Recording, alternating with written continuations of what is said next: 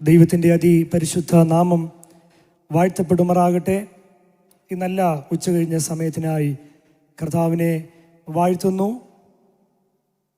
ഈ meeting lead ചെയ്യുന്ന ഞാൻ ഏറെ ബഹുമാനിക്കുന്ന കർത്താവിൻ്റെ വലിയൊരു ദാസൻ ബിനു പി ജോർജ് പാസ്റ്റർ, വേദിയിലായിരിക്കുന്ന കർത്തൃദാസന്മാർ, എനിക്ക് ശേഷം സംസാരിക്കുന്ന കർത്താവിൻ്റെ വലിയൊരു ദാസൻ pastor Raju Anikkad, church of ഗോഡിൻ്റെ സ്റ്റേറ്റ് സെക്രട്ടറി ആയിരിക്കുന്ന പ്രിയ പാസ്റ്റർ സാംകുട്ടി മാത്യു അവറുകൾ, മറ്റ് കർത്തൃദാസന്മാർ, എല്ലാവർക്കും എൻ്റെ ക്രിസ്തീയ വന്ദനത്തെ പ്രകാശിപ്പിക്കുന്നു. അടുത്തും അകലെയുമായി വിവിധ ഇടങ്ങളിലിരുന്ന ദൈവവചന ശുശ്രൂഷയിൽ പങ്കുചേരുന്ന എല്ലാ കർത്തൃദാസന്മാർക്കും മാതാപിതാക്കൾക്കും എൻ്റെ ക്രിസ്തീയ വന്ദനത്തെ ഞാൻ പ്രകാശിപ്പിക്കുന്നു. നമ്മുടെ നടുവിൽ ഇന്ന് പകലും വാസ്തവമായി ദൈവത്തിൻ്റെ തിരുസാന്നിധ്യമുണ്ട്. സ്തോത്രം.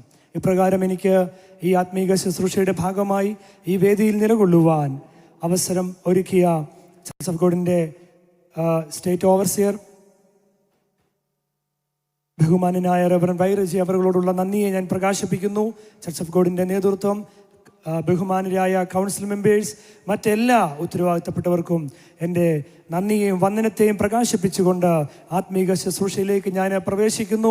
ഇത്രത്തോളം ദൈവവചനവുമായി നിങ്ങളുടെ നടുവിൽ നിൽക്കുവാൻ പ്രാപ്തി തന്ന ദൈവത്തിന് എല്ലാ മഹത്വവും മാനവും അർപ്പിച്ചുകൊണ്ട് ഞാൻ മുഖവരിയിൽ നിന്ന് വിരമിക്കുന്നു. ഒരു നിമിഷം കൂടെ കണ്ണുകളെ അടച്ച് ദൈവത്തോട് പ്രാർത്ഥിക്കാം. എന്നിൽ ലഭ്യമായ സമയത്തിൻ്റെ പരിമിതിയിൽ നിക്ഷിപ്തമായ ദൂത് കൈമാറിക്കൊണ്ട് ഞാൻ ഇരിക്കുവാൻ കർത്താവിൽ ശരണപ്പെടുന്നു. സ്തോത്രം. ഹല്ലേലൂയ.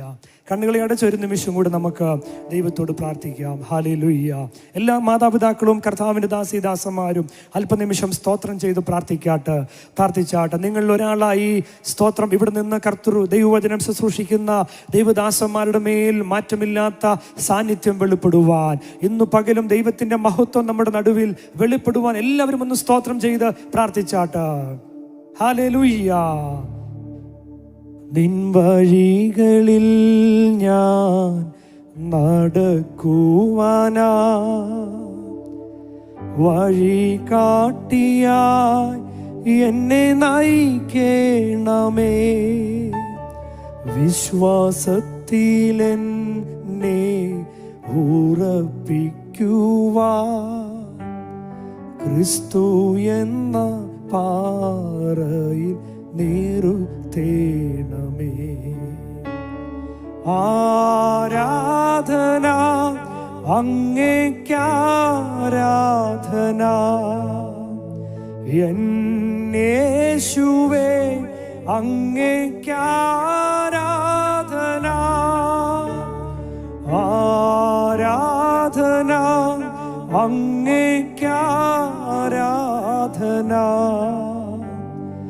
എന്നേശുവേ അങ്ങേക്കാരാധന. ഞങ്ങളുടെ സ്വർഗീയ പിതാവേ, യേശു ക്രിസ്തുവിൻ്റെ അധികാരമുള്ള നാമത്തിൽ അങ്ങയുടെ സന്നിധിയിലേക്ക് അടിയങ്ങൾ ഒരുമിച്ച് കടന്നു വരുന്നു. ദൈവത്തിൻ്റെ പരിശുദ്ധാത്മാവ് ഇന്നു പകൽ ഞങ്ങളോട് സംസാരിക്കണമേ. അടിയൻ ക്രൂശിൽ മറയുന്നു, സാന്നിധ്യം കൊണ്ട് മറയ്ക്കണം പിതാവേ. ഈ കർത്താവ്, ഈ പന്തലിൻ്റെ അകത്ത് അങ്ങയുടെ വലിയ സാന്നിധ്യം നിറയുന്നതിനായി നന്ദി പറയുന്നു. ശുശ്രൂഷകളെ ദൈവാത്മാവ് നിയന്ത്രിക്കണമേ. പരിശുദ്ധാത്മാവിൻ്റെ ശക്തി, വചനത്തിൻ്റെ അധികാരം, ദൈവാത്മാവിൻ്റെ പരിജ്ഞാനം ഇന്നു പകൽ നടുവിൽ വെളിപ്പെടുന്നതിനായി സ്തോത്രം ചെയ്യുന്നു. ക്രൂശിക്കപ്പെട്ട ക്രിസ്തുവിനെ അല്ലാതെ മറ്റൊന്നും അറിയാത്തവനായി പൗലോസ് നിലകൊണ്ടതുപോലെ ഇന്നു പകൽ ക്രൂശിക്കപ്പെട്ട ക്രിസ്തുവിന്റെ മഹത്വവും തേജസ്സും ഞങ്ങളുടെ നടുവിൽ വെളിപ്പെടുന്നതിനായി സ്തോത്രം ചെയ്യുന്നു. വചനവാതിൽ തുറക്കും കർത്താവ്, ഇടപെടും യേശു ക്രിസ്തുവിൻ നാമത്തിൽ തന്നെ. കരവും ശബ്ദം ഉയർത്തി പ്രാവശ്യം കൂടെ കർത്താവിനെ സ്തുതിക്കാമോ? ഞാൻ വർക്ക് ചെയ്യുന്ന സ്റ്റേറ്റ് ഓഫീസിൽ manager brother Binu P Alex, brother Arun, അതുപോലെ ബഹുമാനായ ടി യോഹന്നാൻ അച്ചായൻ, ബെന്നി, എല്ലാവരെയും നന്ദിയോടെ ഈ തന്നത്തിൽ ഓർത്തുകൊണ്ട് എനിക്ക് വേണ്ടി പ്രാർത്ഥിക്കുന്ന, ഇത്രത്തോളം കൈത്താങ്ങൽ നൽകിയ, സഹകരിച്ച, സ്തോത്രം ചെയ്ത, പ്രോത്സാഹിപ്പിച്ച എല്ലാവരെയും ഒരു പ്രാവശ്യം കൂടെ നന്ദിയോടെ ഓർത്ത് ദൈവവചന ചിന്തകളിലേക്ക് ഞാൻ പ്രവേശിക്കുന്നു. നമ്മുടെ ദൈവവാക്യം നമുക്ക് നന്നായി പരിചിതമായ വാക്യങ്ങളായതുകൊണ്ട് അങ്ങോട്ടൊന്നും ഞാൻ കടന്ന് ആ നിലകളിലേക്ക് പോകാതെ ദൈവം എൻ്റെ അകത്ത് പ്രകാശിപ്പിച്ച ചില ദൂതുകളാണ് ഞാൻ പങ്കുവെക്കുവാൻ ആഗ്രഹിക്കുന്നത്. റോമാലേഖനം 8-ാം അധ്യായം അധ്യായം 37 നിന്ന് നിരവധി ചിന്തകൾ നമ്മൾ കേൾക്കുവാനും ദിവസങ്ങളായി നമ്മൾ പങ്കുവെക്കപ്പെടുവാനും ഒക്കെ ഇടയായല്ലോ. പലപ്പോഴും നമ്മൾ കേൾക്കുന്ന സന്ദേശം ഇവിടെ നിന്ന് ശുശ്രൂഷിക്കുന്ന ദൈവദാസന്മാരുടെ ജീവിതത്തിൻ്റെ അല്ലെങ്കിൽ ശുശ്രൂഷയുടെ ഒരു പ്രധാന ഭാഗമാണ് അവരിവിടെ നിലകൊള്ളുക എന്നുള്ളത്. അവർക്കത് വലിയ കാര്യമാണ്. എന്നാൽ സ്തോത്രം, പല ദൈവദാസന്മാരെ വചനം ശുശ്രൂഷിച്ചതിൻ്റെ സ്തോത്രം പല സമയങ്ങളിൽ ശുശ്രൂഷിക്കുന്ന കേട്ട ലാഘവത്തോടെ ഇന്ന് നമ്മൾ ഇരുന്നാൽ ഒന്നും നമുക്ക് പ്രാപിക്കാൻ പറ്റത്തില്ല. വചനം ആര് ശുശ്രൂഷിക്കുന്നു എന്നതിനേക്കാൾ എഴുതപ്പെട്ട വചനം ദൈവാത്മാവിന്റെ അധികാരത്തോടെ നിയോഗത്തോടെ ഇന്നു പകൽ ശുശ്രൂഷിക്കപ്പെടുന്നുണ്ടോ എന്നുള്ളതാണ് പ്രസക്തമായ വിഷയം. സ്തോത്രം. ഇവിടെ അപ്പോസ്തലനായ പൗലോസ് റോമർക്ക് എഴുതിയ ലേഖനത്തിൽ നമ്മളുടെ കുറിവാക്യം പൂർണ്ണ ജയാളികൾ എന്നുള്ള വിഷയമാണ്. പൂർണ്ണമായി നമ്മുടെ ജീവിതത്തിൽ ജയം തരുന്ന കർത്താവ്. റോമാലേഖനത്തിന്റെ പശ്ചാത്തലമൊക്കെ നമ്മൾ കേട്ടതായതുകൊണ്ട് വലിയൊരു വിശദീകരണത്തിലേക്ക് ഞാൻ പോകുവാൻ ആഗ്രഹിക്കുന്നില്ല. AD 57 കൊരിന്തിൽ വെച്ച് എഴുതപ്പെട്ട അനുഗ്രഹീതമായ ലേഖനമാണ് റോമാലേഖനം. ബെന്യാമിൻ ഗോത്രക്കാരനായ സ്തോത്രം റോമ പൗരനായിരുന്ന പൗലോസിന്റെ കയ്യാൽ ആത്മനിയോഗപ്രകാരം എഴുതപ്പെട്ട അനുഗ്രഹീതമായ ലേഖനം. ഗമാലിയേലിന്റെ പാദപീഠത്തിൽ ഇരുന്ന് നന്നായി ദൈവവചനം അല്ലെങ്കിൽ ന്യായപ്രമാണം പഠിക്കുവാൻ തനിക്ക് ഇടയായി. ക്രിസ്തുവിന്റെ ദർശനത്തിനോട് അനുസരണക്കേട് കാണിക്കാതെ ദമസ്കോസിന്റെ പടിവാതിൽക്ക് വെച്ചുണ്ടായ ആത്മനിയോഗത്തെ അന്തരാത്മാവിൽ ഏറ്റെടുത്ത പൗലോസ് ഒരു ധീര പടയാളിയായി പോർക്കളത്തിൽ നിലകൊള്ളുവാൻ ഇടയായി തീർന്നു. ഈടുറ്റ 14 ലേഖനങ്ങളോളം ദൈവസഭയ്ക്ക് എഴുതി കൈമാറിയ ധീര പടയാളി. യേശു ക്രിസ്തു കഴിഞ്ഞാൽ ഏറ്റവും മാനിക്കപ്പെടുവാൻ അല്ലെങ്കിൽ യേശു ക്രിസ്തു കഴിഞ്ഞാൽ ദൈവസഭയ്ക്ക് ഏറ്റവും അധികം മാതൃകയാക്കാൻ പറ്റിയ അനുഗ്രഹിക്കപ്പെട്ട ഒരു നല്ല പ്രഭാഷകനായിരുന്നു, അപ്പോസ്തലനായിരുന്നു, മാന്യനായ അനുഗ്രഹിക്കപ്പെട്ട ഒരു വ്യക്തിത്വമായിരുന്നു പൗലോസ്. പൗലോസ് നെഞ്ചിൽ കൈവച്ച് സഭയോട് പറയുന്ന ഒരു വാക്ക് ഇങ്ങനെയാണ്: നിങ്ങൾ എന്നെ അനുകരിപ്പീൻ. അത്രമാത്രം ക്രൂശിക്കപ്പെട്ട ക്രിസ്തുവിനെ വെളിപ്പെടുത്തിയ മാന്യനായ ഒരു കർത്തൃദാസനായിരുന്നു. ഡമസ്കോസിലെത്തി അദ്ദേഹം സ്നാനപ്പെടുവാനിടയായി. നമ്മൾ കേട്ടു വന്നതുപോലെ റോമിലുള്ള സഭ പൗലോസിനാൽ സ്ഥാപിക്കപ്പെട്ട സഭയാണെന്ന് വ്യക്തമായ തെളിവുകളില്ല. ഒരു പക്ഷേ 1-ാം നൂറ്റാണ്ടിൽ തുടങ്ങിയ സഭകളിൽ നിന്ന് വന്ന ആളുകളോ അല്ലെങ്കിൽ പൗലോസിനാൽ സ്ഥാപിക്കപ്പെട്ട ആസിയയിലോ മക്കതോനിയയിലോ ഗ്രീസിലോ ഉള്ള കൂടി വന്ന ദൈവമക്കളാൽ സ്ഥാപിക്കപ്പെട്ട സഭയാണ് റോമിലെ സഭയെന്ന് ചില പഠനങ്ങൾ പറയുന്നുണ്ട്. മുമ്പോട്ട് ഞാൻ പോകുവാൻ ആഗ്രഹിക്കുന്നു. കൂടുതൽ ജാതികൾ കടന്നു വന്ന് ആരാധിച്ച ഒരു സഭ ായിരുന്നു റോമിലുള്ള സഭ. സ്തോത്രം. റോമ സാമ്രാജ്യം സ്ഥിതി ചെയ്യുന്നത് ടൈബർ നദിയുടെ തീരത്തായിട്ടാണ്. ഭൂരിഭാഗം ഏകദേശം 10 ലക്ഷത്തിലധികം ആളുകൾ തിങ്ങിപ്പാർക്കുന്ന ഒരു സ്ഥലമായിരുന്നു ഈ റോം എന്ന നഗരം. അവർ ഭൂരിഭാഗം ആളുകളും അടിമകളായിരുന്നു. മാത്രമല്ല ആത്മീക ഉപദേശങ്ങൾ, അപ്പോസ്തലന്മാരിൽ നിന്ന് ലഭ്യമായ ഉപദേശങ്ങൾ കൈക്കൊള്ളുവാൻ കഴിയാത്ത നിലവാരത്തിലേക്ക് സഭ മുമ്പോട്ട് പോയപ്പോൾ പരിശുദ്ധാത്മാവിൽ പ്രചോദനായ പൗലോസ് അപ്പോസ്തലൻ തന്റെ തൂലിക ആത്മാവിൽ ചലിപ്പിച്ച വിശ്വാസ പ്രഖ്യാപനം എന്ന വണ്ണം അനുഗ്രഹീതമായ ഈടുറ്റ ലേഖനങ്ങളുടെ അകത്ത് റോമാ ലേഖനം സഭയ്ക്ക് എഴുതപ്പെടുവാൻ ഇടയായി തീർന്നു. വിശ്വാസത്താലുള്ള നീതീകരണം ഉൾപ്പെടെയുള്ള ദൈവസഭയ്ക്ക് ഏറ്റവും ആനുകാലിക പ്രസക്തവും ഏറ്റവും പ്രയോജനവുമുള്ള കാര്യങ്ങൾ ആത്മാവിൽ പൗലോസ് സഭയ്ക്ക് എഴുതി കൈമാറുവാൻ ഇടയായി തീർന്നു. റോമിലെ വിശ്വാസികൾക്ക് ക്രിസ്തുയേശുവിന്റെ സുവിശേഷത്തിന്റെ മഹത്തായ സത്യങ്ങൾ പഠിപ്പിക്കുക, ഉപദേശിക്കുക എന്നുള്ള ഒരു ലക്ഷ്യം മാത്രമായിരുന്നു പൗലോസിന്റെ ജീവിതത്തിൽ ഉണ്ടായിരുന്നതെന്ന് നമുക്ക് കാണുവാൻ കഴിയുന്നുണ്ട്. സ്തോത്രം. ഉപദേശപരമായ ഒരു ലേഖനമാണ് റോമാലേഖനമെങ്കിലും ചരിത്രപരമായ നിരവധി സത്യങ്ങൾ ഈ ലേഖനത്തിൻ്റെ അകത്ത് നമുക്ക് പഠിക്കുവാനും മനസ്സിലാക്കാനും കഴിയുന്നു. അതിൻ്റെ തെളിവാണ് പഴയ നിയമ പിതാക്കന്മാരായ അബ്രഹാമിനെയും ദാവീദിനെയും യാക്കോബിനെയും ഒക്കെ ഉൾപ്പെടെയുള്ള നിരവധി വ്യക്തികളെ ഊന്നിക്കൊണ്ടാണ് ഈ ലേഖനം എഴുതുവാൻ, അല്ലെങ്കിൽ ആ ചരിത്ര പുരുഷന്മാരുടെ ചില സംഭവങ്ങളെയും കൂടെ ചേർത്താണ് ഈ ലേഖനം നമ്മെ പഠിപ്പിക്കുവാൻ ഇടയായി തീരുന്നത്. സ്തോത്രം.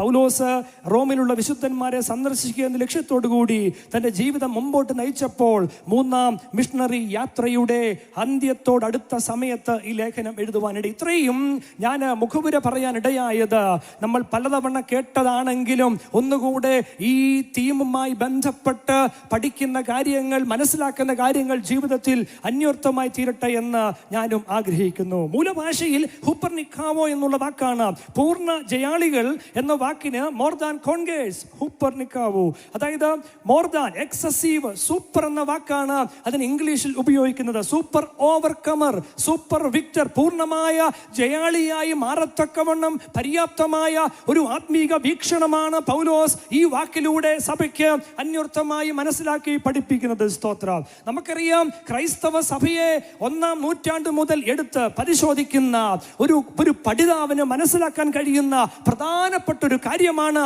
ഒരിക്കലും സഭ സുഖലോലുപതയുടെ മട്ടുപ്പാവിലും മടിത്തട്ടിലും കിടന്ന് ഉറങ്ങി വളർന്ന ഒരു സഭയെ അല്ല പൗലോസ് തന്റെ ലേഖനത്തിലൂടെ വരച്ച് കാണിക്കുന്നത്. സ്തോത്രം. യേശുക്രിസ്തുവിന്റെ സ്തോത്രം ക്രൂശീകരണത്തിന് ശേഷം ആ കൂടി വന്ന ജനത്തിന്റെ നടുവിൽ അവിടിവിടങ്ങളിലായി ദൈവ സാന്നിധ്യം വെളിപ്പെടുവാൻ ഇടയായി തീർന്നു. ചിതറിപ്പോയവർ അവിടിവിടങ്ങളിൽ സുവിശേഷം ഘോഷിക്കുവാനിടയായി. അവിടിവിടങ്ങളിലായി കൂടി വന്ന ജനത്തിന്റെ ഇടയിൽ ആത്മാവിന്റെ ഐക്യതയുണ്ടായിരുന്നു. തന്നിമിത്തം ഉണ്ടായ ആത്മാവിന്റെ പകർച്ചയിൽ ഒരുപാട് ആളുകൾ, ജനങ്ങൾ ഓടിക്കൂടി ഈ സാന്നിധ്യത്തോട് ചേർന്ന് വരുവാൻ ഇടയായി തീർന്നു. സഭ റോമിൽ മാത്രമല്ല, യെരുശലേമിൽ മാത്രമല്ല, വിവിധ ഇടങ്ങളിലേക്ക് ചിതറുവാൻ തുടങ്ങി. ചിതറി എന്ന വാക്കുകൊണ്ട് ഞാൻ ഉദ്ദേശിച്ചത് ആ അതിഭയാനകമായ ക്രൈസ്തവർക്കെതിരെയുള്ള പീഡ അന്നത്തെ ക്രൂരന്മാരായ ഭരണാധികാരികൾ അഴിച്ചുവിട്ടപ്പോഴും സഭയ്ക്ക് നട്ടെല്ല് നിവർത്തിക്കൊണ്ട് പൗലോസിന്റെ വാക്കുകളെ നെഞ്ചോട് ചേർത്ത് പിടിച്ച് ഇനി ജീവിക്കുന്നെങ്കിൽ ക്രിസ്തുവിന് വേണ്ടി, അല്ലെങ്കിൽ മരിക്കുന്നത് ലാഭമെന്ന് പറഞ്ഞുകൊണ്ട് ധീര പടയാളിയായ പൗലോസിന്റെ വാക്കുകളെ ചേർത്ത് പിടിച്ചുകൊണ്ട് മെഴുക ചുറ്റിയ തുണികൾക്കകത്ത് നീറി പുകയുമ്പോഴും ഈ വചനം താഴെ വെക്കാതെ നെഞ്ചോട് ചേർത്ത് വെച്ച പാരമ്പര്യമാണ് ക്രൈസ്തവ സഭകൾക്കുള്ളതെന്ന് മറന്നു പോകരുത്. ഒരു നേരത്തെ ആഹാരം കഴിക്കാൻ ഇല്ലാത്തത് കൊണ്ട്, അല്ലെങ്കിൽ മാറി ഉടുക്കാൻ വസ്ത്രമില്ലാത്തത് കൊണ്ട്, ഇന്നത്തെ സാഹചര്യം വെച്ച് നോക്കിയാൽ ആ അടച്ചു തീരുന്ന ലോണുകൾ കംപ്ലീറ്റ് ആക്കാൻ കഴിയാതെ, വീടിന്റെ പണി പൂർത്തീകരിക്കപ്പെടാൻ കഴിയാത്ത, അല്ലെങ്കിൽ ഭൗതികമായ പല പ്രാർത്ഥനാ വിഷയങ്ങളും ആ മറുപടി ലഭ്യമാകാതെ ഇരിക്കുമ്പോൾ ദൈവത്തെ തള്ളി പറയത്തക്കവണ്ണമുള്ള മനോഭാവത്തിലേക്ക് സഭ ഇന്ന് മാറ്റപ്പെടുന്നുണ്ടെങ്കിൽ, ഞാൻ ഇന്ന് പകൽ ഈ ജനറൽ കൺവെൻഷൻ വിളിച്ചു പറയട്ടെ, സഭ അതിന്റെ അരാജകത്വത്തിലേക്ക് കൂപ്പുകുത്തിക്കൊണ്ടിരിക്കുകയാണ്. ദർശനം നഷ്ടപ്പെട്ട സഭകൾ, ആത്മീക ഐക്യതയും ദൈവകൃപയും നഷ്ടപ്പെട്ട നിരവധി വേഷം കെട്ടുകൾ ക്രൈസ്തവ ലോകത്ത് അരങ്ങ് തകർക്കുമ്പോൾ, ജീവിക്കുന്ന ഒരു കൂട്ടം മിഷണറിമാരെ, ജീവിക്കുന്ന ഒരു കൂട്ടം അപ്പോസ്തലന്മാരെ, ജീവിക്കുന്ന ഒരു കൂട്ടം ക്രിസ്തു ഭടന്മാരെ ഈ 2025 തിരുവല്ല ജനറൽ കൺവെൻഷനിൽ ദൈവത്തിന്റെ പരിശുദ്ധാത്മാവ് തിരയുകയാണ്. ഏൽപ്പിച്ച ഉത്തരവാദിത്തങ്ങൾ, ദൈവസഭയുമായി ബന്ധപ്പെട്ട് ദൈവം ഏൽപ്പിച്ച പരമോന്നതമായ ദൗത്യത്തിന്റെ നിർവഹണം, അത് പ്രാർത്ഥനയായിരിക്കാം, അത് സഭാ പരിപാലനമായിരിക്കാം, അത് കുടുംബങ്ങൾക്ക് വേണ്ടിയുള്ള പ്രാർത്ഥനയായിരിക്കാം, അല്ലെങ്കിൽ ഏതെങ്കിലും നിലയിൽ ദൈവം ഏൽപ്പിച്ച ഉത്തരവാദിത്വം പൂർണ്ണമായ നിലയിൽ ചെയ്തെടുക്കാൻ കഴിയുന്നില്ലെങ്കിൽ നെഞ്ചിൽ കൈവച്ചു പറയണം, അപ്പാ ഞാനൊരു പരാജയമാണെന്ന് സമ്മതിക്കുവാൻ ഈ 2025 102-ാം കൺവെൻഷനിൽ നമുക്ക് കഴിയണം. സ്തോത്രം. ചിലപ്പോൾ നമ്മളൊക്കെ നമ്മുടെ തെറ്റുകൾ സമ്മതിക്കാൻ, ഒരിക്കലും നമ്മുടെ തെറ്റുകൾ പലപ്പോഴും അംഗീകരിക്കാറില്ല, സ്വയം തിരുത്താൻ നമ്മൾ തയ്യാറല്ല. പൗലോസിന്റെ ജീവിതത്തിൽ തൻ്റെ മുൻകാലങ്ങളിൽ ചെയ്തു വന്ന പല കാര്യങ്ങളെയും അയവിറക്കിക്കൊണ്ട് താൻ പറയുകയാണ്, സ്തോത്രം, ഞാൻ അതിന് യോഗ്യനല്ല, ആ പാപികളിൽ ഞാൻ ഒന്നാമനാണ്. ഇന്നു പകലും സഭകളുടെ അകത്ത്, കുടുംബങ്ങളുടെ അകത്ത്, ബന്ധങ്ങളുടെ അകത്ത് സുവിശേഷണ പ്രഘോഷണങ്ങളുടെ നടുവിൽ ദൈവത്തിന്റെ പരമോന്നതമായ പദ്ധതിയുടെ പൂർത്തീകരണമാണ് എൻ്റെ ജീവിതത്തിൽ ഉള്ളതെന്നുള്ള തിരിച്ചറിവാണ് ഇന്നു പകൽ സഭയ്ക്ക് അനിവാര്യമായിരിക്കുന്നത്. റോമാലേഖനത്തിനകത്ത് വളരെ ആധികാരികമായി പൗലോസ് സഭയോട് വിളിച്ചു പറയുക. സ്തോത്രം. നമുക്കറിയാം, ഹല്ലേലൂയ, അവിടെ പറയുന്നുണ്ട്, നിങ്ങൾ ബുദ്ധിയുള്ള ആരാധനയായി നിങ്ങളുടെ ശരീരങ്ങളെ ജീവനും വിശുദ്ധിയും ദൈവത്തിന് പ്രസാദമുള്ള യാഗം, നമ്മുടെ ആരാധന ദൈവപ്രസാദമുള്ള യാഗമായി മാറുന്നുണ്ടോ എന്ന് നാം ചിന്തിക്കേണ്ടിയിരിക്കുന്നു. സ്തോത്രം. നിങ്ങൾ തികഞ്ഞവരായി മാറണം. ദൈവത്തിന്റെ സമ്പൂർണ്ണ ഹിതത്തിന്റെ പൂർത്തീകരണത്തിന്റെ ആഴങ്ങളിലേക്ക് വരുവാൻ ഇവിടെയുള്ള ശുശ്രൂഷകന്മാർ, ദൈവമക്കൾ തയ്യാറായേ മതിയാകൂ. നമുക്കറിയാം, ജീവിതത്തിന്റെ യാത്രകളിൽ, ജീവിതത്തിന്റെ വൈതരണികളിൽ ഈ വചനം താഴെ വെച്ചിരുന്നെങ്കിൽ എന്ന് ആഗ്രഹിക്കാത്തവർ ജീവിതത്തിൽ ഒരു തവണയെങ്കിലും ആഗ്രഹിക്കാത്തവരില്ല. തന്റെ പ്രതിസന്ധി ഘട്ടങ്ങളിൽ 850 പ്രവാചകന്മാരെയും തന്റെ വാളിന്റെ വായ്ത്തലയ്ക്ക് വെട്ടിയിട്ട് ആ മനുഷ്യൻ, ധീരനായ മനുഷ്യൻ, രാജാവിന്റെ മുമ്പിൽ പോയി നിന്ന് ഞാൻ പറഞ്ഞല്ലാതെ 3 ആണ്ടിൽ 6 മാസവും മഴ പെയ്യുകയില്ല എന്ന് പറഞ്ഞ ശക്തനായ ദൈവത്തിന്റെ പോരാളിയായിരുന്ന എലിയാവ്, തിശ്ബിനായ എലിയാവ്. പക്ഷേ സ്ത്രീയുടെ വാക്ക് കേട്ട് അവൻ ചൂരച്ചെടിയുടെ കീഴിൽ മയങ്ങുവാൻ വീഴുവാൻ തുടങ്ങിയപ്പോൾ തന്നെ തട്ടി എഴുന്നേൽപ്പിച്ച ദൂതന്റെ സാന്നിധ്യം അവൻ അനുഭവിപ്പാനിടയായി. പലപ്പോഴും നമ്മുടെ ജീവിത യാത്രയിലും ഇത്യാദി പ്രതിസന്ധികളിലൂടെ നാം കടന്നു പോകുന്നവരാണ്. ശുശ്രൂഷയിൽ ഒരു പക്ഷേ നമ്മളെ പ്രോത്സാഹിപ്പിക്കാൻ ആളില്ലാത്തത് കൊണ്ട്, ഒരു പക്ഷേ ശുശ്രൂഷയിൽ കൈത്താങ്ങൾ ചെയ്യുവാൻ ആളുകളില്ലാത്തത് കൊണ്ട്, ജീവിതയാത്രയിൽ നാം ചേർത്ത് പിടിക്കേണ്ട പലരും നമ്മെ ചേർത്ത് പിടിക്കാത്തത് കൊണ്ട്, പ്രതീക്ഷിക്കുന്ന ആത്മീക ഭൗതിക നന്മകളുടെ ചില അനുഭവങ്ങൾ നമ്മുടെ കയ്യിൽ വരാത്തത് കൊണ്ട്, പലപ്പോഴും നമ്മൾ പ്രതീക്ഷിക്കുന്ന നിലയിൽ കാര്യങ്ങൾ നീങ്ങാത്തത് കൊണ്ട് നമ്മൾ ദൈവത്തോട് പിറുപിറുക്കുന്നവരാണ്.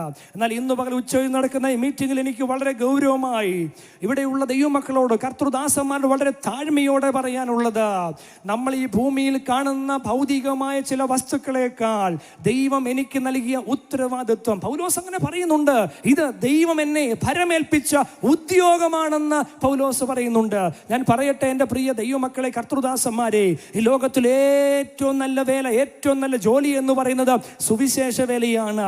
ദൈവത്തിന്റെ അംഗീകാരമുള്ള, ദൈവത്തിന്റെ കയ്യൊപ്പുള്ള ജീവിതം നയിച്ചുകൊണ്ട് ഇയ്യോബ് എല്ലാ ദിവസവും ദൈവത്തിന്റെ അംഗീകാരം അവൻ പ്രാപിച്ചിരുന്നു.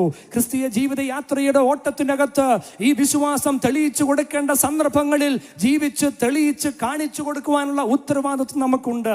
എനിക്കേറെ ഇഷ്ടമുള്ള ഒരു ഭാഗമുണ്ട്.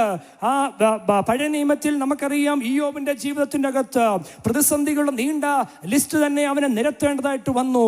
നന്മകൾ മുഴുവൻ നഷ്ടപ്പെട്ടു, മക്കൾ നഷ്ടപ്പെട്ടു, തനിക്കുള്ളതെല്ലാം നഷ്ടപ്പെട്ടു. സ്നേഹിതർ വന്ന് കുറ്റം പറയുമ്പോഴും, സ്വന്തം ഭാര്യ തന്നെ തള്ളി പറയുന്ന സാഹചര്യത്തിലും താൻ ഉച്ചസ്ഥിരം വിളിച്ചു പറഞ്ഞ ഒരു വാക്കുണ്ട്, അവൻ എന്നെ കൊന്നാലും ഞാൻ അവനായി കാത്തിരിക്കും. എന്നെ കേൾക്കുന്ന വിശുദ്ധന്മാർ, ജീവിതത്തിന്റെ വൈതരണികളിൽ, ഒറ്റപ്പെട്ട യാത്രകളിൽ നൊമ്പരങ്ങളും വിഷമങ്ങളും ദുഃഖങ്ങളും പേറിക്കൊണ്ട്, കർത്താവ് എന്നെ അറിയാൻ ആരുമില്ലല്ലോ, എൻ്റെ വിഷയത്തിനൊരു പരിഹാരമില്ലല്ലോ, എൻ്റെ ജീവിത യാത്രയിൽ ഒന്ന് കൈത്താങ്ങൽ ചെയ്യുവാൻ, എൻ്റെ സുവിശേഷ വേലയിൽ എന്നെ ഒന്ന് പ്രോത്സാഹിപ്പിക്കുവാൻ ആരുമില്ലെന്ന നെഞ്ചിൽ നീറുന്ന മനസ്സുമായി ആരെങ്കിലും എന്നെ ഇന്ന് പകൽ കേൾക്കുന്നുണ്ടെങ്കിൽ, നിങ്ങളോടാണ് പരിശുദ്ധാത്മാവിന്റെ നിയോഗത്തോടെ ഞാൻ വിളിച്ചു പറയട്ടെ, നമ്മളെ നന്നായി അറിയുന്നൊരു ദൈവമുണ്ട്. പൗലോസ് പറഞ്ഞ വാക്കുകൾ, ഇവിടെ ഇയ്യോബ് പറഞ്ഞ വാക്കുകൾ, താൻ അടുത്ത വാക്ക് പറയുകയാണ്, അവൻ എന്നെ കൊന്നാലും ഞാൻ അവനായി കാത്തിരിക്കും. അടുത്ത വാക്ക്, എൻ്റെ നടപ്പ് അവൻ്റെ മുമ്പിൽ തെളിയിക്കും. ജീവിച്ച് തെളിയിച്ചു കാണിച്ചു കൊടുക്കേണ്ട മാർഗമാണ് ക്രിസ്തീയ മാർഗമെന്ന് പറയുന്നത്. ഇത് വാക്കുകൾ കൊണ്ട് പ്രസംഗിക്കപ്പെടേണ്ട ഒന്നല്ല. ഇന്നു പകൽ ഏതെങ്കിലും പുറമേ ഉള്ള ഏതെങ്കിലും നമ്മുടെ പെരുമാറ്റ രീതികൾ കൊണ്ട് മാത്രം ഇത് നമ്മൾ പ്രകടിപ്പിക്കേണ്ട കാര്യമല്ല. ജീവിതത്തിന്റെ സമസ്ത മേഖലകളിലും ക്രിസ്തുവിനെ വരച്ചു കാണിക്കുവാൻ, ക്രിസ്തുവിന്റെ പത്രമായി മാറുവാൻ, ക്രിസ്തുവിന്റെ ജയം പൂർണ്ണമായി ജീവിതത്തിൽ ഏറ്റെടുക്കുവാൻ. നമ്മൾ ജയാളികൾ എന്ന് പറയുമ്പോൾ നമ്മുടെ അകത്ത് ഉരുത്തിരിയുന്ന പല ചിന്താഗതികളുണ്ട്. പുറമേയുള്ള വീടോ വസ്തുവകകളോ നന്മകളോ പുറമേയുള്ള ചില പ്രാർത്ഥനയുടെ മറുപടികൾ മാത്രമായി ഒരു ചുരുങ്ങിയ ഒരു ചെറിയ സർക്കിളിലേക്ക് കാഴ്ചപ്പാട് ദൈവസഭയുടെ മങ്ങിയിരിക്കുന്നുവോ എന്ന് ഇന്ന് പകൽ നാം ശോധന ചെയ്യേണ്ടിയിരിക്കുന്നു. സുവിശേഷീകരണ ദൗത്യം മറന്ന സഭകൾ ദേശത്ത് ഉടലെടുത്തുകൊണ്ടിരിക്കുമ്പോൾ, അല്ലെങ്കിൽ ദേശത്ത് സുവിശേഷീകരണ ദൗത്യം ത്യജിച്ചു കളഞ്ഞ ഒരു അനേക സഭകൾ ദേശത്ത് വളർന്നുകൊണ്ടിരിക്കുമ്പോൾ, തങ്ങളിൽ തന്നെ മാത്രമായി ചുരുങ്ങിക്കൊണ്ട് ചെറിയ സ്തോത്ര കാഴ്ചയിലും ചെറിയ വരുമാനത്തിലും ഭൗതികമായ ചില കാര്യങ്ങൾ മാത്രം സാധിക്കുന്ന നിലവാരത്തിലേക്ക് ദൈവസഭയുടെ കാഴ്ചപ്പാട് ചുരുങ്ങിക്കൊണ്ടിരിക്കുമ്പോൾ, ദർശനമുള്ളൊരു തലമുറ 102ാമത്തെ കൺവെൻഷനിൽ എഴുന്നേൽക്കട്ടെ. ജീവിക്കുന്നെങ്കിൽ ക്രിസ്തുവിന് വേണ്ടി. ഹല്ലേലൂയ.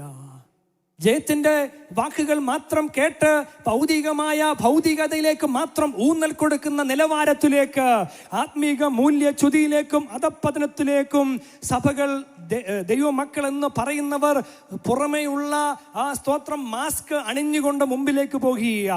ഈ ആത്മീക അധപ്പതനത്തിന്റെയും പാപത്തിന്റെയും ലോകമയത്വത്തിന്റെയും നടുവിൽ കർത്താവിനു വേണ്ടി വിശ്വസ്തരായി നിലകൊള്ളുന്ന ഒരു കൂട്ടം ആളുകൾ. സങ്കീർത്തനക്കാരൻ പറയുന്നുണ്ട്, ദൈവത്തെ അന്വേഷിക്കുന്ന ബുദ്ധിമാന്മാരെ ദൈവം തിരഞ്ഞുകൊണ്ടിരിക്കുകയാണ്. സ്തോത്രം. ഞാൻ വേഗം മുമ്പിലേക്ക് പോകുവാൻ കർത്താവിൽ ശരണപ്പെടുകയാണ്. ജീവിതയാത്രയിൽ ഒറ്റപ്പെട്ട പല സംഭവങ്ങളും കടന്നു വരുമ്പോൾ ക്രൂശിനെ ഉയർത്തുവാൻ അകത്തെ കണ്ണ് തുറക്കപ്പെട്ടേ മതിയാകൂ. സ്തോത്രം. ഇത് സ്തോത്രം ലോകത്തിലുള്ള ആളുകൾക്ക് ഭോഷത്വമായി മാറിക്കൊണ്ടിരിക്കുമ്പോൾ നമുക്ക് ദൈവശക്തിയായി നിത്യജീവനായി ഈ അനുഭവം മാറുവാൻ ഇടയായി തീരട്ടെ.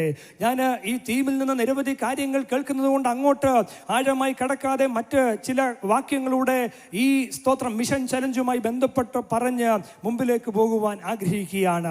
യേശുക്രിസ്തു മുഖാന്തരം നമുക്ക് ലഭിക്കുന്നതാണ് ഈ പൂർണ്ണ ജയം എന്ന് പറയുന്നത്. സ്തോത്രം. നാമോ നമ്മെ സ്നേഹിച്ചവൻ മുഖാന്തരം. യോഹന്നാന്റെ സുവിശേഷം 3-ാം അധ്യായം 17-ാം വാക്യത്തിൽ ഇങ്ങനെ വായിക്കുന്നുണ്ട്, ലോകം അവനാൽ രക്ഷിക്കപ്പെടുവാൻ അത്രേ തൻ്റെ പുത്രനെ ദൈവം ഈ ലോകത്തിലേക്ക് അയച്ചത്. The world through him might be saved.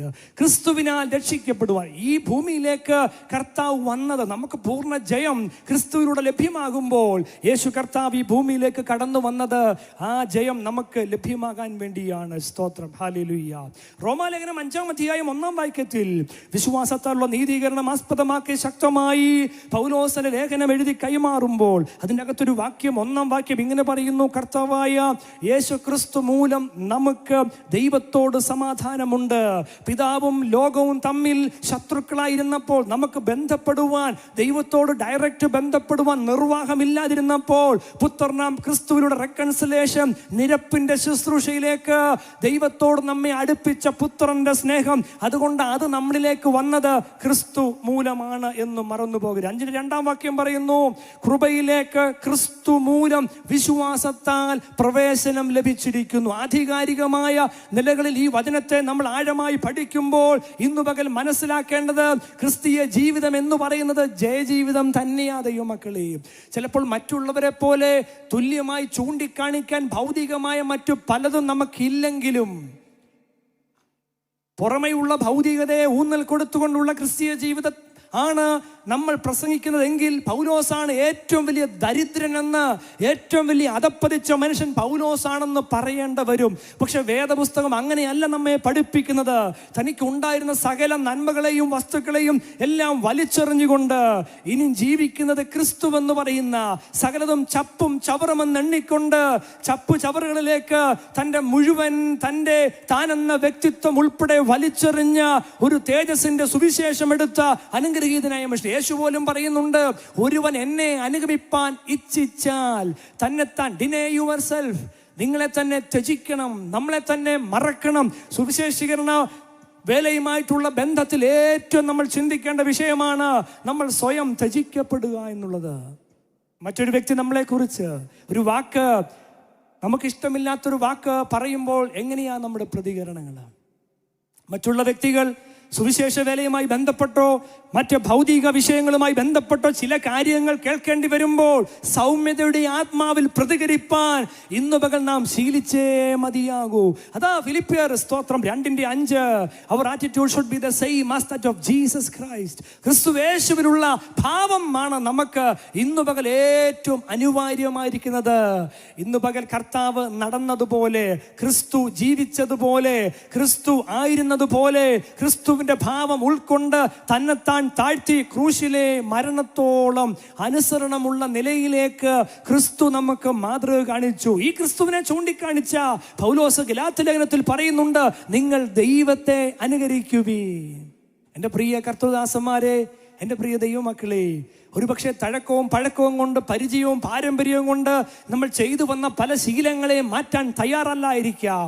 പക്ഷേ ഈ പകൽക്കാലം ഉച്ചകഴിഞ്ഞ സമയം സത്യവചനത്തെ യഥാർത്ഥമായി പ്രസംഗിക്കുന്ന ആത്മീക നിലവാരത്തിലേക്ക് നമ്മുടെ മനോഭാവത്തെ ഒന്നുകൂടെ പുതുക്കുവാൻ ഇന്നു പകൽ നടക്കുന്ന ശുശ്രൂഷയെ നമുക്ക് ഏൽപ്പിച്ചു കൊടുക്കാം. ഇന്നു പകൽ ലോകത്തിന്റെ മുമ്പിൽ സ്തോത്രം കൂത്തു കാഴ്ചകളായി സുവിശേഷം അറിയിക്കുന്ന ആളുകളെയും സഭകളെയും ക്രൈസ്തവരെയും ഇതര മതസ്ഥരായ ആളുകൾ എതിരെ വിരൽ ചൂണ്ടുമ്പോഴും അവരുടെ നടുവിൽ സ്തോത്രം ക്രിസ്തുവിനെ പൂർണ്ണമായി ഉയർത്തുവാൻ, ഭൗതികതയെ മാത്രം ഊന്നൽ കൊടുത്തുകൊണ്ട് വെളിപ്പെടുത്തുന്ന ഒരു ക്രൈസ്തവ മൂല്യമുള്ള നിലയല്ല ക്രൈസ്തവ സഭയെക്കുറിച്ച് ദൈവവചനം പറയുന്നത്. തോറ്റതിന്റെ മുമ്പിലും ഈയാം പാറ്റകളെ പോലെ തീക്കകത്ത് വെന്ത് നീറുമ്പോഴും ക്രൂര മൃഗങ്ങളുടെ നടുവിലേക്ക് സുവിശേഷത്തിന് വേണ്ടി നിലകൊണ്ട പടയാളികളെ വലിച്ചെറിഞ്ഞുകൊണ്ട് സുവിശേഷത്തിന് വേണ്ടി നിലകൊണ്ട ക്രൈസ്തവ സ്തോത്രം മിഷണറിമാരെ, ആദിമ പിതാക്കന്മാരെ ക്രൂര മൃഗങ്ങളുടെ മുമ്പിലേക്ക് വലിച്ചെറിഞ്ഞു കൊടുത്തപ്പോഴും സ്തോത്രം ഒരു വാക്കുപോലും പുറവിറുക്കാത്ത നിലയിലേക്ക് അവരുടെ ആത്മീയ കാഴ്ചപ്പാട് വളരുവാൻ തുടങ്ങി. ഈ കഷ്ടങ്ങൾ വർദ്ധിക്കും തോറും അത് ദൈവത്തിന് പ്രസാദമായി തീരത്തക്കവണ്ണം അവരെ തന്നെ സമർപ്പിക്കുവാനിടയായി. ക്രൈസ്തവ മിഷണറിയായ ഒരു കർത്തൃദാസനും കുടുംബവും താൻ സുവിശേഷം അറിയിച്ചത് നിമിത്തം വലിയ കിടങ്ങുണ്ടാക്കി. അവിടെയുള്ള ഭരണാധികാരികൾ അവരെ വലിയ കുഴിയിലേക്ക് ഇറക്കുവാനിടയായി തീർന്നു. അവരോട് പറഞ്ഞു, ഈ ക്രിസ്തുവിനെ ഉപേക്ഷിച്ചാൽ നിങ്ങൾക്ക് രക്ഷപ്പെടാം, ഇല്ലെങ്കിൽ ഈ മണ്ണിട്ട് നിങ്ങളെയും ഭാര്യയെയും മക്കളെയും ഞങ്ങൾ മൂടിക്കളയുമെന്ന് പറഞ്ഞ് മുന്നറിയിപ്പ് കൊടുത്തു. അതൊന്നും ഗൗനിക്കാതെ മിഷണറിയും ഭാര്യയും ആ കുഴിയിൽ നിന്നുകൊണ്ട് ക്രിസ്തുവിന്റെ വിശ്വാസത്തിന് വേണ്ടി മാത്രം അവർ നിലകൊണ്ടു. 3 പിഞ്ചു കുഞ്ഞുങ്ങൾ. മണ്ണ് അവർ അവരുടെ എതിർപ്പുകളെ സ്തോത്രം വകവയ്ക്കാതെ ക്രിസ്തുവിന് വേണ്ടി നിലകൊണ്ട ആ മനുഷ്യൻ നിന്ന കുഴിയിലേക്ക്, കുടുംബമായി നിന്ന കുഴിയിലേക്ക് അവർ മണ്ണുകൾ വാരിയിടാൻ തുടങ്ങി. മണ്ണ് വാരിയിട്ടിട്ട് കൊച്ചു കുഞ്ഞിന് സ്തോത്രം അതിന്റെ പകുതിയോളം മണ്ണ് വന്നപ്പോൾ കൊച്ചു കുഞ്ഞു പറഞ്ഞു, മമ്മി യേശുവിനെ തള്ളിപ്പറ, എനിക്ക് ശ്വാസം മുട്ടുന്നു. പെട്ടെന്ന് അമ്മ കുഞ്ഞിന്റെ വാപൊത്തി പറഞ്ഞു, മോനെ, നമ്മൾ ഇവിടെ മരിച്ചാൽ നമ്മൾ ആ നിത്യതയിൽ ചെല്ലേണ്ടവരാണ്. മണ്ണുകൾ വാരിയിട്ടു പെഞ്ചു കുഞ്ഞ് ശ്വാസം മുട്ടാതെ മരിക്കുന്നത് മാതാപിതാക്കൾ സ്തോത്രം താൻ വേദനയോടെ പ്രസവിച്ച അമ്മയും ജന്മം കൊടുത്ത പിതാവും നോക്കി നിൽക്കേണ്ട വന്നു. അടുത്ത കുഞ്ഞ് അങ്ങനെ 5 പേരും ആ കുഴിക്കകത്ത് ക്രിസ്തുവിന്റെ വിശ്വാസത്തിനു വേണ്ടി ശ്വാസം മുട്ടി പിടഞ്ഞു മരിക്കുമ്പോഴും അവർക്ക് ഒരേ ഒരു ദർശനമേ ഉണ്ടായിരുന്നുള്ളൂ. തെർത്തുല്യൻ ലോകത്തോട് വിളിച്ചു പറഞ്ഞു, രക്തസാക്ഷിയുടെ രക്തം സഭയ്ക്ക് വിത്താണ്. ഒരു രക്തസാക്ഷി ഒരിടത്ത് പിടഞ്ഞു മരിക്കുമ്പോൾ അവിടെ ഒരു സഭ ഉടലെടുക്കും. ഒരു രക്തസാക്ഷിയുടെ ഒരു തുള്ളി രക്തം ഈ മണ്ണിൽ വീണാൽ അവിടെയൊക്കെ ഓരോ ആത്മാക്കൾ എഴുന്നേൽക്കാനിടയായി തീരും. എൻ്റെ പ്രിയ മാതാപിതാക്കളെ, കർത്തൃദാസന്മാരെ, അനേക കർത്തൃദാസന്മാർ കൊടുത്ത വിലയുടെ ഫലമാണ് നമ്മളൊന്നും മറന്നു പോകരുത്. പിതാക്കന്മാർ വില കൊടുത്ത ആത്മീക മൂല്യങ്ങൾക്കും വചനത്തിനും ക്രൈസ്തവ ഏറ്റവും മാനവികതയ്ക്കും കൊടുത്ത മൂല്യത്തിന്റെ തികവാണ്, അതിന്റെ റിസൾട്ടാണ് നമ്മളിങ്ങനെ കൂടി വന്ന് ആരാധിപ്പാൻ ദൈവം നമുക്ക് ഭാഗ്യം നൽകിയത്. ഇന്ന് നാം ഇട്ടിരിക്കുന്ന വസ്ത്രവും ഇന്ന് നമ്മൾ പാർക്കുന്ന വീടുമൊക്കെ ഉണ്ടല്ലോ, അത് തമ്പുരാന്റെ ദാനമാണെന്ന് മറന്നു പോകരുത്. ദാനത്തിൽ ആശ്രയിച്ച് ദാതാവായ ദൈവത്തെ തള്ളുന്ന ഈ ക്രൈസ്തവതയുടെ മുഖം മൂടിയെ ഈ ദിവസങ്ങളിൽ അഴിച്ചിട്ടുകൊണ്ട് ജീവിക്കുന്ന ക്രിസ്തുവിനെ വെളിപ്പെടുത്തുവാൻ ശക്തയുക്തം ആത്മനിയോഗത്തോടെ നാം ഇന്ന് പകൽ സ്തോത്രം എഴുന്നേറ്റേ മതിയാകുകയുള്ളൂ. ഞാൻ എൻ്റെ വാക്കുകൾ ചില മിനിറ്റ് കൊണ്ട് അവസാനിപ്പിക്കുന്നതിന് മുമ്പ് ചില ചോദ്യങ്ങൾ കൂടെ എൻ്റെ പ്രിയ ദൈവമക്കളോട് ഞാൻ ചോദിക്കട്ടെ. നമ്മൾ ജീവിക്കുന്ന ഈ തലമുറയിൽ സത്യസുവിശേഷത്തിന്റെ വക്താക്കളായി മാറുവാൻ നമ്മളെ കുറിച്ച് ദൈവം ആഗ്രഹിക്കുന്നുണ്ട്. ജീവിതത്തിന്റെ യാത്രകളിൽ വചനം നമ്മോട് വിളിച്ചു പറയുന്നുണ്ട്, ക്രിസ്തുവിനാൽ നാം ജീവിക്കണം. പുത്രനെ ദൈവം ലോകത്തിലേക്ക് അയച്ചത് അവൻ മൂലം പ്രായശ്ചിത്തം നൽകുവാൻ, ലോകത്തിന് വീണ്ടെടുപ്പ് കൊടുക്കുവാൻ. ഇന്ന് പകൽ നാം കേട്ട കുറിവാക്യം പോലെ സ്തോത്രം, യേശുക്രിസ്തു മുഖാന്തരം ലഭ്യമാകുന്ന അനുഗ്രഹങ്ങൾ ആത്മീക മൂല്യത്തിനും ദൈവവചനത്തിൽ അധിഷ്ഠിതമായ നിലയിലേക്കും ഹൃദയത്തിൽ ഏറ്റെടുക്കുവാൻ ഇന്ന് പകൽ കഴിയട്ടെ. വിജയം ലഭിക്കുന്നത് ക്രിസ്തുവിലൂടെയാണ്, ദൈവസ്നേഹത്തിലൂടെയാണ്, കർത്താവിൻ്റെ കൃപയിലൂടെയാണ്. മാത്രമല്ല, കർത്താവ് സഹിച്ച പങ്കപ്പാടുകളിലൂടെയും നമുക്ക് ഈ വിജയം ലഭ്യമാകുവാൻ ഇടയായിത്തീരുന്നു. സ്തോത്രം. വിശുദ്ധ ബൈബിളിൽ സ്തോത്രം വളരെ ആഴമായ നിലകളിൽ വെളിപ്പാട് പുസ്തകത്തിൽ ദൈവസഭയ്ക്ക് കൊടുക്കുന്ന 7 വാഗ്ദത്തങ്ങളുണ്ട്. അതുകൂടെ പറഞ്ഞ് ഞാൻ വേഗം ചുരുക്കുവാൻ ആഗ്രഹിക്കുകയാണ്. ഒന്നാമത്തെ വാഗ്ദത്തം വെളിപ്പാട് പുസ്തകം 2-ാം അധ്യായം അതിന്റെ 1-ാം വാക്യത്തിൽ എഫെസോസിലെ സഭയുടെ ദൂതന് എഴുതുന്ന ആ എഴുത്തിന്റെ അകത്ത് പറയുന്നു, ജയിക്കുന്നവന് ഞാൻ ദൈവത്തിന്റെ പറുദീസയിലുള്ള ജീവവൃക്ഷത്തിന്റെ ഫലം തിന്മാൻ കൊടുക്കും. ഇന്നു പകൽ നാം ജയാളികളായി ഈ ലോകത്തിൽ ഭൗതികതയിൽ മാത്രം സ്തോത്രം ശ്രദ്ധയൂന്നിക്കൊണ്ട് പോകാനല്ല, ഇവിടം വിട്ട് അങ്ങേ കരയിൽ ചെല്ലുമ്പോൾ പിതാവ് ആ പുത്രനോട് കൂടെ നാം യുഗായുഗം വാഴുന്നൊരു സമയമുണ്ട്. നമ്മുടെ പ്രത്യാശ അതാ ദൈവമക്കളെ.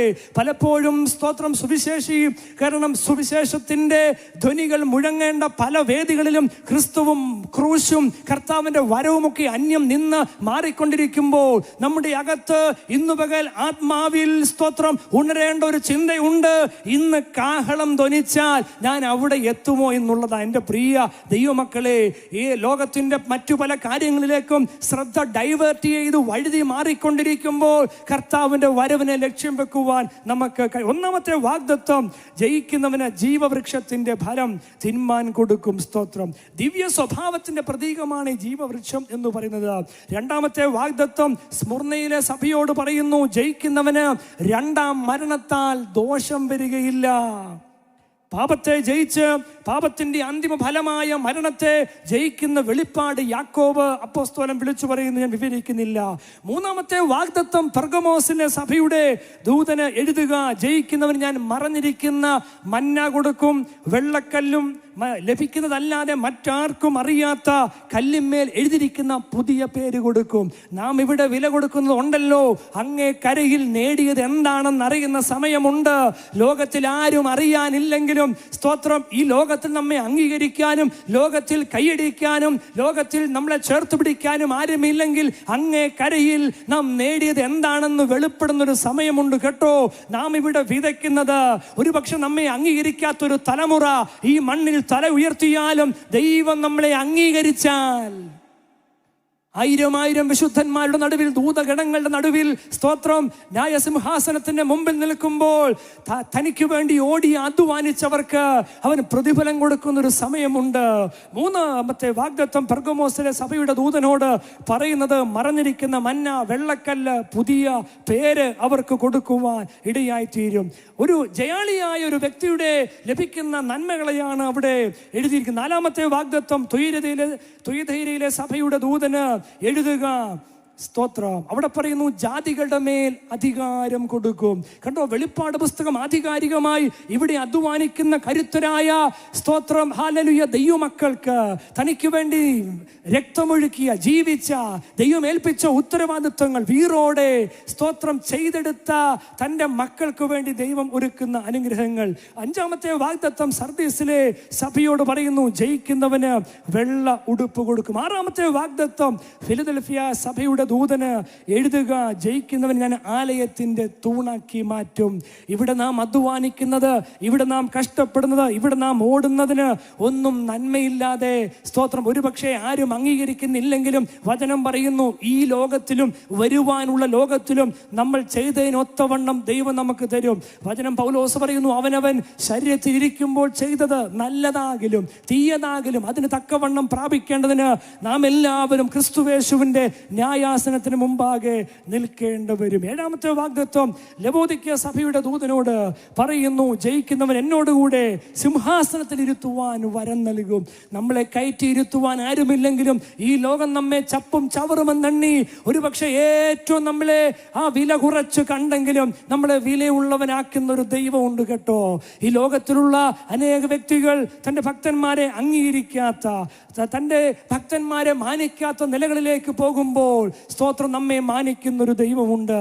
ഒന്നാമത്തെ ജയാളി യേശു ആ ദൈവമക്കളെ. അവൻ മരണത്തെ ജയിച്ചു, പാതാളത്തെ ജയിച്ചു, പിശാചിനെ ജയിച്ചു.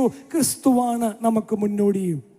എബ്രായ ലേഖനം ഇങ്ങനെ വായിക്കുന്നുണ്ടല്ലോ, നമുക്കറിയാവുന്ന വാക്യമാണ്. എബ്രായ ലേഖനം 12-ാം അധ്യായം അതിനകത്ത് പറയുന്നുണ്ട്, സ്തോത്രം, സാക്ഷികളുടെ ഇത്ര വലിയൊരു സമൂഹം നമുക്ക് ചുറ്റും നിൽക്കും, നമുക്ക് മുമ്പിൽ ഒരു ഓട്ടമുണ്ട് എന്ന് എബ്രായ ലേഖന കർത്താവ് പറയുന്നു. അവിടെ പറയുന്നു, നമുക്ക് നോക്കുവാൻ കൊള്ളാവുന്നത് ജീവിതത്തിന്റെ ജയപരാജയങ്ങളിൽ വീണും എഴുന്നേറ്റും ഓടി കിതച്ച നിരവധി ആളുകൾ സ്തോത്രം ഈ വിശുദ്ധ ബൈബിളിലുണ്ട്. നമുക്കറിയാം, 11-ാം അധ്യായത്തിൽ വിശ്വാസ വീരന്മാർ തങ്ങളുടെ ജീവിതത്തിന്റെ ജയപരാജയങ്ങളുടെ നടുവിൽ വീണും എഴുന്നേറ്റും തോറ്റും ജയിച്ചുമൊക്കെ ഓടി തീർത്തവരാണ്. പക്ഷേ ലേഖന കർത്താവ് ആധികാരികമായി 12-ാം അധ്യായം അതിന്റെ 2-ാം വാക്യത്തിൽ പറയുന്നു, വിശ്വാസത്തിന്റെ നായകനും പൂർത്തി വരുത്തുന്നവനുമായ യേശുവിനെ നോക്കുക. Author and finisher. നമ്മൾ നോക്കാനുള്ളത് ക്രിസ്തുവിനെ മാത്രമേ ഉള്ളൂ. ദൈവമക്കളെ, ഒരു പക്ഷേ ഈ ലോകത്തിൽ നമ്മൾ മാതൃകയാക്കേണ്ട പല വ്യക്തികളും മാതൃകയില്ലാത്ത നിലയിലേക്ക് താഴ്ത്തപ്പെട്ടുകൊണ്ടിരിക്കുമ്പോൾ ഈ പകൽ നമുക്ക് ചേർത്ത് പിടിക്കുവാൻ, നമുക്ക് ഓർക്കുവാൻ, നമുക്ക് വില കൊടുക്കുവാൻ, നമുക്ക് വേണ്ടി നമുക്ക് സ്തോത്രം ജീവിതത്തിൽ ആരാധിക്കുവാൻ എല്ലാത്തിനും യോഗ്യനായ ഒരുവനേ ഉള്ളൂ. കാരണം കർത്താവിന്റെ പ്രത്യേകത പാപം അറിയാതെ, പാപം ചെയ്യാതെ, പാപം ഇല്ലാത്തവനായി ലോകത്തിലേക്ക് കടന്നു വന്നു, കരേറിപ്പോയി, വീണ്ടും വരാമെന്ന് വാക്ക് പറഞ്ഞ കർത്താവ്. ആ കർത്താവ് വരാൻ സമയമായി. നമുക്കൊരു ദൗത്യമുണ്ട്. പൗലോസ് പറയുന്നു, ഇത് ദൈവത്താൽ ഭരമേൽപ്പിക്കപ്പെട്ട ഉദ്യോഗമാണ്. ജയാളികളായി ഈ ലോകത്തിൽ 4 ചുമരിനകത്ത്, ദൈവസഭകളുടെ ആ 4 മതിൽക്കെട്ടിനകത്ത് മാത്രം ഒതുങ്ങുന്ന ആത്മീകതയെ ഉയർത്തിപ്പിടിക്കാൻ അല്ല ദൈവം നമ്മളെ വിളിച്ചത്. ദൈവം അയക്കുന്ന ഏതു മേഖലയിലും ക്രിസ്തുവിന്റെ പത്രമായി, ക്രിസ്തുവിന്റെ ശബ്ദമായി, കർത്താവിന്റെ നാവായി മാറുവാൻ നമ്മളിൽ ചിലരെ കർത്താവ് തിരയുകയാണ്. നമ്മുടെ സാഹചര്യമോ, നമ്മുടെ പ്രായമോ, നമ്മുടെ അവസ്ഥയോ, നമ്മുടെ വിദ്യാഭ്യാസമോ ഒന്നും ദൈവത്തിന് വിഷയമല്ല. സമർപ്പിക്കുന്ന ഒരാളെങ്കിലും ഇന്നു പകൽ ഇതിൻ്റെ അകത്തുണ്ടെങ്കിൽ കർത്താവ് ആരാണെന്ന് നമ്മളിലൂടെ തെളിയിക്കുന്നത് ലോകം ഇന്നുവരെ കണ്ടിട്ടേ ഇല്ല. ലോകം ഇന്നുവരെ കാണാത്ത നിലയിലേക്ക് ദൈവം നമ്മളെ മാനിക്കുന്ന ഒരു സമയമുണ്ട്. നമുക്ക് മാതൃകയാക്കാൻ പറ്റിയ ഒരാൾ, സ്തോത്രം, നമുക്ക് വേണ്ടി അവിടെ 3-ാം വാക്യം പറയുന്നു, ക്ഷീണിച്ച് മടുത്തു പോകേണ്ട സന്ദർഭങ്ങൾ ജീവിതത്തിൽ കടന്നു വരും. ക്ഷീണിച്ച് മടുക്കാതിരിപ്പാൻ വിരോധം സഹിച്ച, തൻ്റെ മുമ്പിൽ ഒരു ലക്ഷ്യമുണ്ടായിരുന്നു, അവൻ അപമാനം അലക്ഷ്യമാക്കി. ഇതായിരിക്കട്ടെ നമ്മുടെ ജീവിതത്തിന്റെ ഏറ്റവും വലിയ ആപ്തവാക്യം എന്ന് പറയുന്നത്. പൗലോസ് സഭയോട് വിളിച്ചു പറയുന്നു, റോമർ 1:16, I am not ashamed of the gospel of Christ. സുവിശേഷത്തെ കുറിച്ച് എനിക്ക് ലജ്ജയില്ല.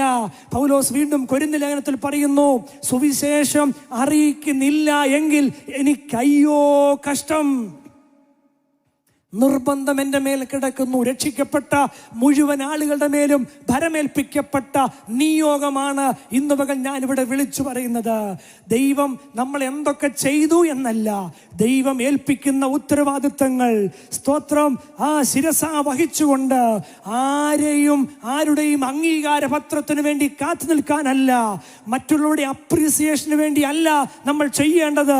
ലോകത്തിൽ ആരും കൈയടിക്കാൻ ഇല്ലെങ്കിലും, ലോകത്തിൽ ആരും ചേർത്ത് പിടിച്ച് കൊള്ളാമെന്ന് പറയാനില്ലെങ്കിലും, പാടുകയാണേലും പ്രസംഗിക്കുകയാണേലും വചനം വായിക്കുകയാണേലും പ്രാർത്ഥനാ മുറിക്കകത്ത് ഒട്ടക തഴമ്പുള്ള മുഴങ്കാലും മടക്കിക്കൊണ്ട് നിലവിളിക്കാൻ മാത്രമേ എൻ്റെ പ്രിയ മാതാവേ നിങ്ങൾക്കറിയത്തുള്ളെങ്കിലും അത് മതി കേട്ടോ. ചിലപ്പോൾ പ്രസംഗിക്കുന്ന പ്രഭാഷകരെക്കാൾ ദൈവം വില കൊടുക്കുന്നത് പ്രാർത്ഥനാ മുറിക്കകത്ത് മുഴങ്കാൽ മടക്കുന്നവരെയാണെന്ന് മറന്നു പോകരുത്. ഒരു നിമിഷം കണ്ണുകളെ അടച്ച് പ്രാർത്ഥിക്കുവാൻ ഞാൻ കർത്താവിൽ ആഗ്രഹിക്കുന്നു. നമ്മുടെ തലകളെ ദൈവസന്നിധിയിൽ ഇന്ന് പകൽ വണക്കാം. ഒരു വലിയ ദൗത്യത്തിനു വേണ്ടിയാണ് ദൈവം നമ്മളെ തിരഞ്ഞെടുത്തിരിക്കുന്നത്. സ്തോത്രം. ഈ ദൈവിക ദൗത്യത്തെ ചേർത്ത് പിടിച്ചുകൊണ്ട് ഹൃദയത്തിന്റെ അകത്തേക്ക് എൻ്റെ കർത്താവ്, yes Lord, I am ready to follow you. അപ്പോൾ ഞാൻ അങ്ങേ അനുഗമിക്കുവാനും അനുസരിക്കുവാനും തയ്യാറാണ് എന്ന് പറയുന്ന നിലയിലേക്ക് ഒന്ന് സമർപ്പിക്കാം. മറ്റുള്ളവരെ തിരുത്തുവാനും മറ്റുള്ളവരെ ഉപദേശിക്കുവാനും ഒക്കെ നമ്മൾ വ്യഗ്രത കൊള്ളുന്നവരാണ്, നല്ലതാണ്. എന്നാൽ ഇന്നു പകൽ സ്വയം ഒന്നുകൂടെ പുനഃപരിശോധിക്കുവാൻ. കണ്ണുകളെ അടച്ച് നമുക്കൊരു നിമിഷം പ്രാർത്ഥിക്കാം. എൻ്റെ വാക്കുകളെ ഇവിടെ അവസാനിപ്പിക്കുകയാണ്. അപ്പാ, ജീവിതത്തിൽ തെറ്റുപറ്റിപ്പോയി, ദൈവനെ ഏൽപ്പിച്ച ദൗത്യം ഉത്തരവാദിത്തപരമായി ചെയ്തെടുക്കുവാൻ, പൂർത്തീകരിക്കുവാൻ കഴിഞ്ഞിട്ടില്ല. നമുക്ക് സമ്മതിക്കാം. സ്തോത്രം. ഞാൻ ഈ പാടുന്ന പാട്ടിന്റെ വരി അറിയാമെങ്കിൽ ചേർന്ന് പാടി ഒരു വാക്ക് പ്രാർത്ഥിച്ച് അവസാനിപ്പിക്കാൻ കർത്താവിന്റെ ദാസൻ എൻ്റെ പിന്നാലെ ഉണ്ടല്ലോ. സമ്മതിക്കാം. നമുക്ക് തോൽവിയേയുള്ളൂ എന്നിലോർക്കുകിൽ, കഴിയുമെങ്കിൽ ആ കരുത്തെ ഒന്ന് നെഞ്ചിൽ ചേർത്ത് വെച്ച് പാടാം. തോൽവിയേയുള്ളൂ എന്നിലോർക്കുകിൽ, കാൽവറിയിലെ വിജയ കൈപിടിക്കണേ, കാൽവറിയിലെ വിജയ കൈപിടിക്കണേ. ചേർന്ന് പാടാമോ? തോൽവിയേയുള്ളൂ എന്നിലോർക്കുകിൽ, തോൽവിയേയുള്ളൂ എന്നിലോർക്കു നോക്കുകിൽ കാൽവറിയിലെ വിജയിനി കൈപിടിക്കണേ, കാൽവറിയിലെ വിജയിനി കൈപിടിക്കണേ. ഇന്നും പകൽ കാൽവറി ക്രൂശിൽ തോറ്റവനെ അല്ല നമ്മൾ ആരാധിക്കുന്നത്.